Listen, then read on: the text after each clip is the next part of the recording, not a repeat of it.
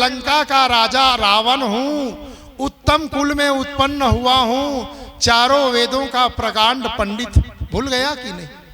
और वह काम किया जो काम एक साधारण आदमी नहीं करता है, और उसका नाम आप देख लीजिए इतिहास के पन्नों में बदनाम हो गया। इतिहास के पन्नों में आज गांव-गांव में राम, लक्ष्मण, भरत, शत्रुघ्न नाम के लड़के आपको मिल सकते हैं, किंतु रावण, कंस और दुर्योधन, ये 3 नाम इतिहास के पन्नों में बदनाम हो गया। देखिए, आदमी की जब वृत्ति खराब होती है, जब मन खराब होता है, इंद्रियां बहिर्मुख होती है, तो उसका जीवन कैसे खराब होता है और कैसे उसका नाम इतिहास के पन्नों में बदनाम होता है, हम रावण के जीवन से अच्छी तरह शिक्षा ले सकते हैं। आप रामायण के अनुसार और लीजिए, महारानी कैकेयी को किसने दुख दिया था? क्या किसी दूसरे ने दुख दिया था? पूरी अयोध्या चाहती थी कि राम का राज तिलक हो, और कैकेयी ने उसमें बाधा डाला, मंथरा के बहकावे में आकर के बाधा डाला। और हुआ क्या कि आज देख लीजिए इतिहास के पन्नों में कैकेयी का भी नाम बदनाम हो गया। गांव-गांव में आपको सीता, सावित्री, सुमित्रा, कौशल्या नाम की लड़कियां मिल सकती है, किंतु कैकेयी, शूर्पणखा और मंथरा, ये 3 नाम इतिहास के पन्नों में बदनाम हो गया। ये लोग अपने जीवन को तो खराब किए, साथ साथ अपने नाम को भी इतिहास के पन्नों में बदनाम कर गए।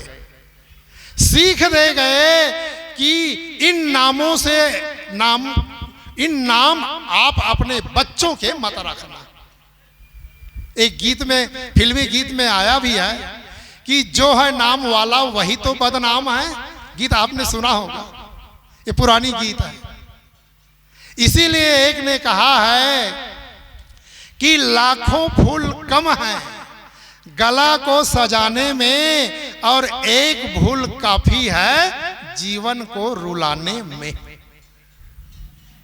देखिए, अब साहब जी हैं, कुछ देर बाद शाम को आरती स्वागत भी होगा। आप उनके लिए हार बनाना चाहें तो उसमें लाखों फूल लगाएंगे फिर भी हल्का हो क्योंकि उससे भी बढ़िया हार बनाया जा सकता है। तो लाखों फूल कम होता है सजाने के लिए, किंतु एक फूल काफी है बंधु जीवन को रुलाने के लिए। इसलिए आप हम देखें कि हमारे जीवन में कोई भूल ना होने पाए, इतना आप हम ख्याल रखें। आप और देख लीजिए, रामायण के अनुसार और देख लीजिए, राजा दशरथ को किसने दुख दिया था? किसने दुख दिया था? किसी दूसरे ने दुख नहीं दिया था। जब राजा दशरथ की शादी कैकेयी से हुई थी, रामायण रहस्य में लिखा हुआ है, मैं बना करके नहीं कह रहा हूं। रामायण रहस्य में सदगुरु श्री अभिलाष साहब ने लिखा है कि जब राजा दशरथ की शादी कैकेयी से हुई, तब राजा दशरथ के मतलब कैकेयी के पिता कैकेयी नरेश ने राजा दशरथ से कहा था कि कैकेयी के गर्भ से उत्पन्न हुआ बच्चा अयोध्या के राजगद्दी का मालिक हो, यह आप स्वीकारें, तभी कैकेयी की शादी आपके साथ हो सकती है। यह बात राजा दशरथ ने शादी कैकेयी से शादी के पहले स्वीकारा है, तब उनकी शादी हुई है। और जब राम को राज तिलक दे रहे हैं तो कैकेयी से कोई सलाह मशविरा ही नहीं कर रहे हैं। घर में छोटा सा भी काम होता है। देखिए, आज गुरुजी के साथ हम लोग मुंडन संस्कार में सहरसा गए हुए थे, तो वो पूरे अपने परिवार को इनवाइट किए हुए थे। शादी है और कोई भी फंक्शन, लोग सोचते हैं सब लोग उपस्थित होता है कि नहीं। और अयोध्या में इतना बड़ा काम हो रहा है, सत्ता परिवर्तन, और किसी से सलाह मशविरा नहीं लिया जा रहा है। नहीं लिया जा रहा है, बल्कि भरत और शत्रुघ्न दोनों अयोध्या से बाहर, कैकेयी को भी नहीं पूछा जा रहा है। और उसी का ही तो परिणाम है। राजा दशरथ की एक कमजोरी है और यही कमजोरी ही उसके दुख का कारण बना हुआ, यही कमजोरी उसके पीड़ा का कारण हुआ क्या अंत में कैकेयी ने बाधा डाला। राम के राजतिल मतलब राम को वनवास मिला, भरत की राजगद्दी, और राम के वन जाने से राजा दशरथ उसी प्रकार तड़प तड़प करके मर गए जैसे पानी के बिना मछली तड़प तड़प के मरती है।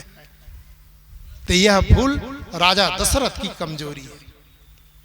महाराज राम, महारानी सीता इतने उदार राज्य को ठोकर मार करके वन चले जाने वाले स्वर्ण मृग प्रसंग में आप देखिए, जैसे मारीच सोने का मृग बन करके आया, देख करके सब राम लक्ष्मण सीता तीनों आकर्षित हुए, किंतु सीता अधिक आकर्षित हुई। सीता ने राम से कहा कि ये मृग बड़ा सुंदर है, जिंदा हो या मुर्दा इसको लाइए, ले चलेंगे अयोध्या, कह करके। तब लक्ष्मण ने कहा था राम से, जब राम ने लक्ष्मण को कहा कि सीता का बहुत मन है, जिंदा हो या मुर्दा मैं इस मृग को मार कर लाता हूं, तुम सीता की रक्षा करना, ये राम ने कहा। तब लक्ष्मण ने कहा था कि भैया सोने का मृग नहीं होता है, यह एक छलावा है। और उन्होंने बताया भी था कि मारीच एक ऐसा राक्षस है, वो वेश बदलने में बड़ा चतुर है, ये उन्हीं की करतूत है, हम लोगों को धोखा देने के लिए आया। ये लक्ष्मण ने समझाया है। फिर भी राम उसके पीछे चले गए हैं और कुछ ही देर बाद जो कांड वहां हुआ है आप लोग अच्छी तरह से जानते हैं। क्या सीता हरी की? सीता हरी गई और अंत में राम जब आए हैं तो राम बन बन में रोते रह गए हैं। राम बन बन रोए हैं और सीता लंका में रोती रही है। रामायण में लिखा हुआ है कि हे खग हे मृग मधुकर श्रेणी, तुम देखी श्रीता मृग नैनी, लिखा हुआ है कि नहीं? तो जैसे राम बन बन रोए, सीता लंका में रोई, वैसे आप हम भी तो रो रहे हैं। ये संसार क्या मृग तृष्णा है कि नहीं? अब इसी मृग तृष्णा में रो रहे हैं कि नहीं? रोते रोते बाल भी तो पक गए, मेरे भी पक चुके, ऐसी बात नहीं। तो रो ही तो रहे हैं। कितना सुख मिला आप हमको बताइए। संसार में जो जवान हैं वे लोग जवानों को समझाएंगे तो लोग सोचेंगे कि कहाँ मानने वाला, जवान मानेंगे भी नहीं। और ये बूढ़े बताना भी नहीं चाहते हैं, सोचते हैं कि हम बेवकूफ बन गए तो बने, इनको भी बेवकूफ बनने होता है कि नहीं? सभी तो ठगा रहे हैं। ये संसार का सुख केवल खुजली के सदृश है और उसी खुजलीवत सुख में दीवाना बने हुए हैं और अंत में पछता रहे हैं, अंत में पछता रहे हैं। तो यह है हमारी भूल, हमारी कमजोरी। आज आप देख लीजिए, आदमी कोई भी गाड़ी चलाएगा, चाहे वो 2 पहिए का गाड़ी, चाहे 4 पहिए का, 6 पहिए का, 8 पहिए का, बिना ब्रेक के गाड़ी आदमी कोई नहीं चलाता। चलाते हैं कोई? सोचते हैं कि बिना ब्रेक के गाड़ी चलाएंगे तो गाड़ी कब एक्सीडेंट कर दे ठिकाना होता है, हमारे मन में भय होता कि नहीं? तो बाहरी गाड़ियों को तो हम बिना ब्रेक का चलाना नहीं चाहते हैं, किंतु जरा आप हम विचारें, क्या हमारी जीवन रूपी गाड़ी में कोई ब्रेक है, कोई लगाम है? कोई लगाम नहीं। हाँक दिए, हाँके हैं कि नहीं?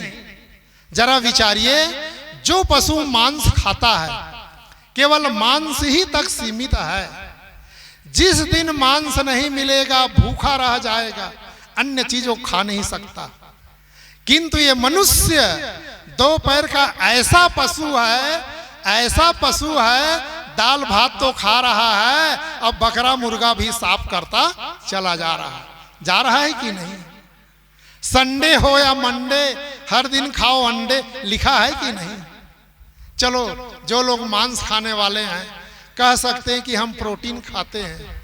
खैनी खाने वाले, बीड़ी पीने वाले, तंबाकू खाने वाले कहेंगे कि हम निकोटीन खाते हैं। जितने भी तंबाकू नाम की चीज है सब में निकोटीन नाम का जहर है और आदमी बड़े प्रेम से खा रहा है। कितना भूला हुआ है आदमी, कोई लगाम नहीं, कोई संयम नहीं है।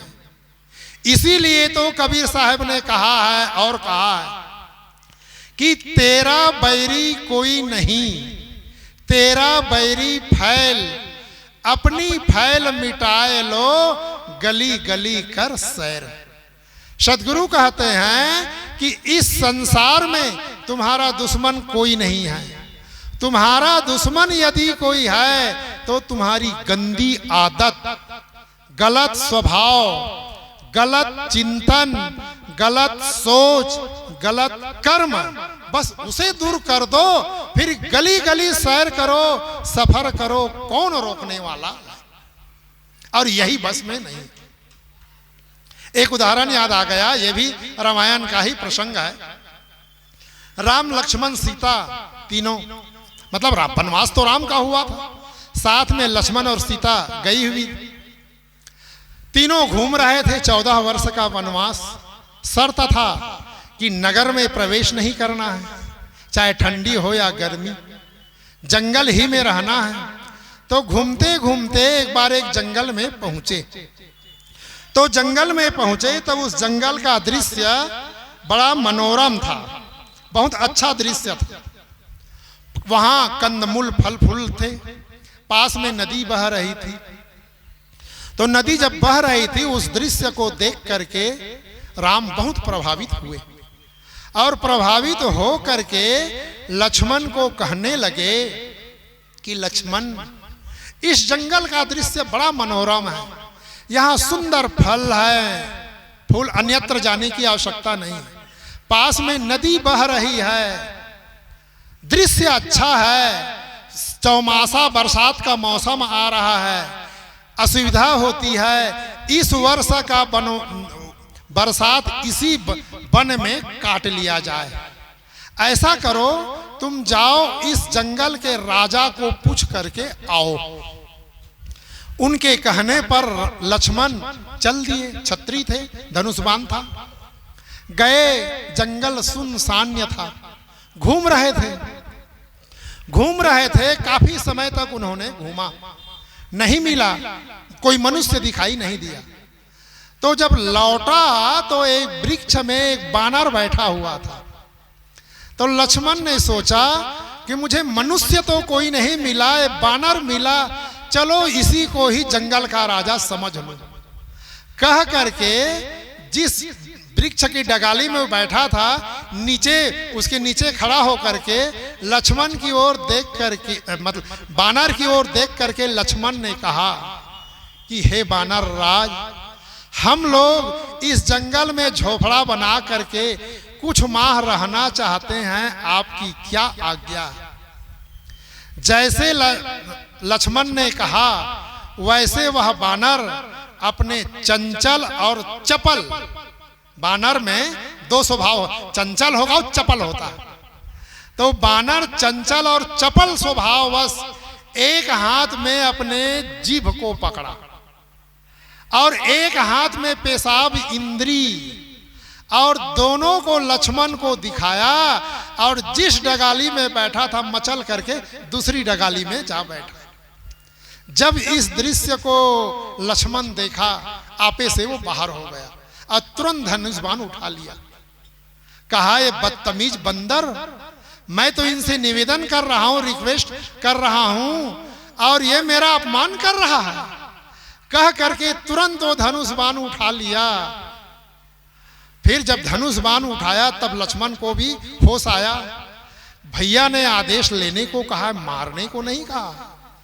धनुष बाण समेट करके उदास हो करके राम के पास पहुंचा और पहुंचते ही उन्होंने झल्ला करके कहा कि भैया मनुष्य रूप में कोई नहीं मिला, मनुष्य नहीं मिला, एक बानर मिला। जब उनसे रिक्वेस्ट किया तो मेरा अपमान किया। राम ने पूछा, क्या अपमान किया?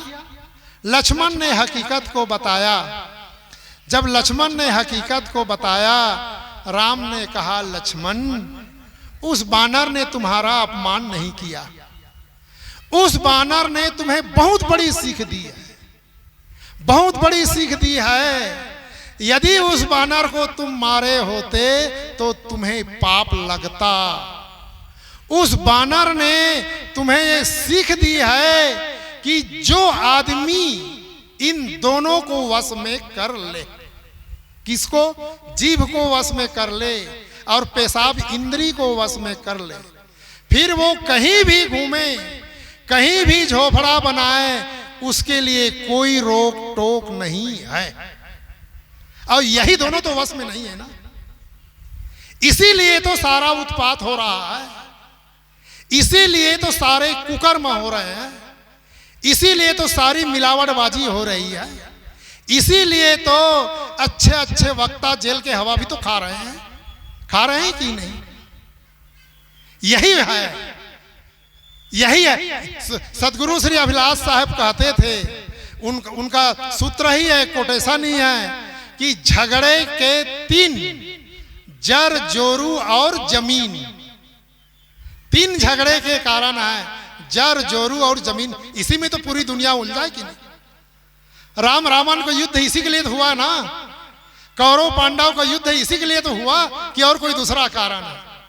तो यही दुख का कारण है। सदगुरु कहते हैं, जीवन में सुख चाहते हो, जीवन में शांति चाहते हो, तो अपने मन और इंद्रियों को वश में रखो। क्यों रखना है? क्योंकि ये क्यों रखना है? क्योंकि ये इंद्रियां बहिर्मुख है, हर समय भटक रही है, हर समय भटक रही है। आज आप देख लीजिए, आप हम करते क्या हैं? मिट्टी की फट्टी बना लेते हैं, मतलब बांस की फट्टी बना लिए, मिट्टी लपेट दिए, रंग रोपण कर दिए, साड़ी पहना दिए और साड़ी पहना करके किसी मंदिर में बिठा दिए, फिर कह रहे हैं त्वमेव माता, त्वमेव पिता, त्वमेव बंधु, त्वमेव सखा कह करके उसके सामने नाक रगड़ रहे हैं कि नहीं? ये जो देवियां बैठी हुई है, 9 माह गर्भ में रखती हैं, मलमूत्र धोती हैं, इनका स्वागत डंडे से हो रहा है। आप हम भगवान और भगवती की कल्पना कहाँ करते हैं? अयोध्या में करेंगे, मथुरा वृंदावन में करेंगे, या तो बाबा धाम में करेंगे।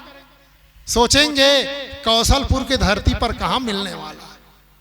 और सोचिए, यदि आपको कौशलपुर के धरती पर भगवान नहीं मिला तो न तो अयोध्या में मिलेगा, न मथुरा वृंदावन में, न ही बाबा धाम में।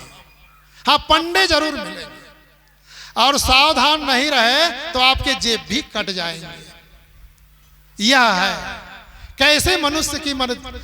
जिस माता पिता ने जन्म दिया उसकी सेवा नहीं होगी, उसको पानी नहीं पिलाया जाता है, किसको पिलाया जाता है? प्रतिमा को पिलाया। एक सही घटना कह करके मैं अपनी वाणी को समाप्त कर रहा हूं। एक जगह मैं था एक बार, पुरानी घटना है, करीब 20-22 साल पुरानी घटना।